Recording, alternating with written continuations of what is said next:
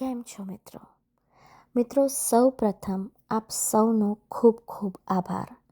મારા વિસરાઈ ગયેલા ગુજરાતી સાહિત્યને ઘરે ઘરે પોડકાસ્ટના માધ્યમ થકી પહોંચાડવાના પ્રયાસને વખાણવા અને પ્રોત્સાહન આપવા બદલ. મિત્રો, લોહીની સગાઈ પોડકાસ્ટની સફળતા પછી કઈ વાર્તાનું કથન કરવું એ મેં વિચારી જ રાખ્યું હતું અને ક્યાંક ને ક્યાંક મનના ખૂણામાં પણ હતું કે બીજી વાર્તા કથન તો શ્રી ધૂમકેતુની પોસ્ટ ઓફિસ જ હોવી જોઈએ. અને તમારા જેવા મારા એક શ્રોતા શ્રી શૈલેષભાઈ અમદાવાદથી, તેમનું બી એ જ માનવું હતું.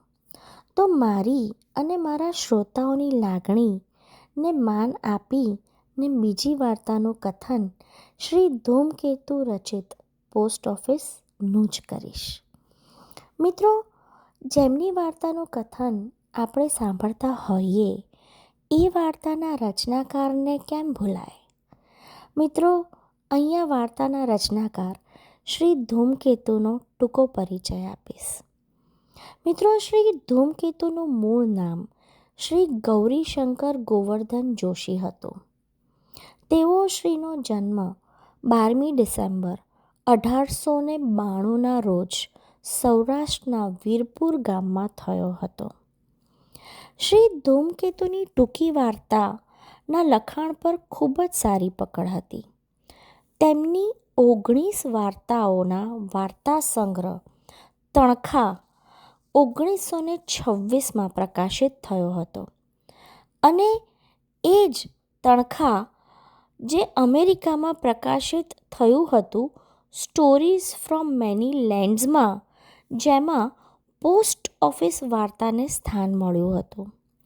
મિત્રો, ઓક્સફર્ડ યુનિવર્સિટીમાં પસંદ કરવામાં આવેલી 10 વાર્તામાં પણ પોસ્ટ ઓફિસને સ્થાન મળ્યું હતું.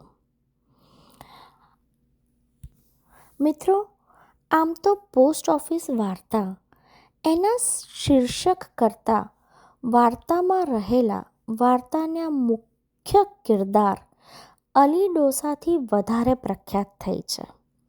તો આવો તમને સંભળાવું પોસ્ટ ઓફિસ મારા નેક્સ્ટ એપિસોડમાં.